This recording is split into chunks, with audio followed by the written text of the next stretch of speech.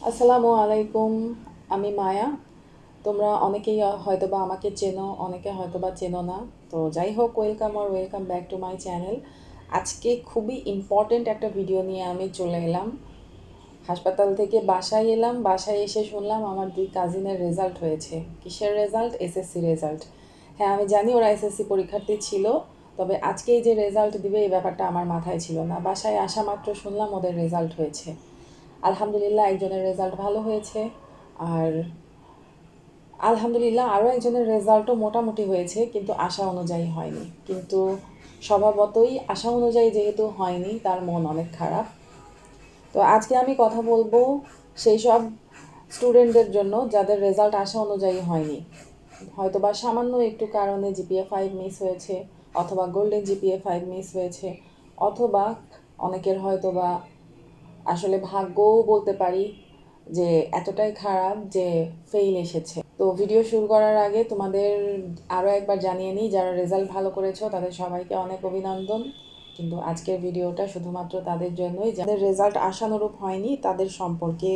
তোমাদেরকে আমার যে 2 কাজিনের কথা বললাম যাদের রেজাল্ট হয়েছে আজকে, বলো তো তারা 2 বোন কিনা? হ্যাঁ, তারা 2জন টুইন্স, মানে যমজ বোন। তাহলে এখানে ব্যাপারটা বুঝতে পারছো যে একজনের রেজাল্ট ভালো হয়েছে, আরেকজনের রেজাল্ট খারাপ হয়েছে। তাহলে এই 2জনের মধ্যে সম্পর্কটা এখন কীরকম হতে পারে, অথবা একজনের কারণে আরেকজনের উপরে যে একটা ফিডব্যাক আসবে, একটা প্রভাব আসবে পরিবারের, এই অবস্থাটাও কীরকম হতে পারে। এখানে তাদের বাবা মার কী করণীয়, অথবা পরিবার পরিজনদের, আমাদের আত্মীয় স্বজন হিসেবে এখানে কী করণীয়, এই জিনিসগুলো তোমাদের সাথে আমি শেয়ার করব, যেন তোমরা এখান থেকে অথবা তোমাদের পরিবার এখান থেকে বুঝতে পারে যে আসলে রেজাল্ট আসলে সব কিছু নয় একটা মানুষের লাইফে। সবার প্রথম কথা, রেজাল্ট ভালো হয় নাই তো কী হয়েছে, মন খারাপ করা যাবে না, কারণ রেজাল্টই সব কিছু না। এখন আত্মীয় স্বজন, পাড়া প্রতিবেশী, নানা রকম মানুষ নানা রকম কথাবার্তা বলবে। লোগো কা কাম হ্যাঁ কেহনা, তো তারা বলতেই আসবে। মানুষের সব কিছু নিয়েই সবসময় কিছু না কিছু অপিনিয়ন থাকেই। তো তাদের কথা আসলে মনে নেওয়া যাবে না, এটা হলো 2 নাম্বার কথা। পরীক্ষা তুমি দিছো, রেজাল্ট তোমার, লাইফ তোমার। তো ভালো লাগা খারাপ লাগা মানুষের উপরে ডিপেন্ড করা যাবে না, মানে মানুষের কথা শুনে নিজের মন মানসিকতা চেঞ্জ করা যাবে না। হয়তোবা ওই যে তোমাকে 2 বোনের কথা বললাম, এখন আমাদের এক পাড়া প্রতিবেশী এসে যদি বলে যে ও মা, একজন ভালো করলো একজন খারাপ করলো, একই বাড়িতে থাকে, একই খাবার খায়, একই স্যার ম্যাডামের কাছে পড়ে, তাইলে একজন ভালো একজন খারাপ কেন করলো? তাইলে বলো, এখানে এখানে কি ওদের কিছু করার ছিল? 2জন যমজ বোন একসাথে পড়ালেখা করে, একই ব্রেইন, একই পেট থেকে বের হয়েছে, একই সময়ে বের হয়েছে, অথচ 2জনের রেজাল্ট খারাপ হইলো। এর চেয়ে বেটার উদাহরণ তোমাদের আমি আর কি দিব? আসলে এখানে কারো কিছু করার নাই। মানুষের কথা এখানে গায়েও মাখানো যাবে না। যদি ওরা গায়ে মাখায়, বরঞ্চ এটাই ওদের জন্য বেশি কষ্টকর হয়ে যাবে। দেখা যাবে 2 বোন 2জনের কাছ থেকে মনে মনে দূরে সরে যাচ্ছে। তো যাই হোক, তোমাদের রেজাল্ট সম্পর্কে আমার আম্মু তোমাদের কিছু কথা বলবে। আম্মুর কাছ থেকে একটু কথা শোনো। আমি একটা কথা বলতে চাই।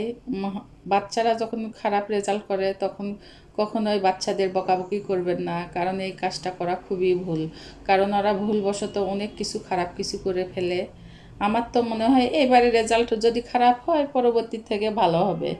ওদের মনের মধ্যে তো একটা ভয় থাকেই যে হচ্ছে আমার রেজাল্ট খারাপ হলো, সেই জায়গায় যদি আমরা আরও বকাঝকা করি তাহলে তো বাচ্চাদের অনেক সমস্যা, ব্রেনের অনেক কিছু মানে ওরা মাথায় নেয়, তখন খারাপ কিছু একটা করে। রেজাল্টের চেয়ে বাচ্চার দিকে দেখাটা সবচাইতে জরুরি, কারণ ওদের সাথে তখন ভালো ব্যবহার করা দরকার যাতে ওরা খারাপ কিছু না করে।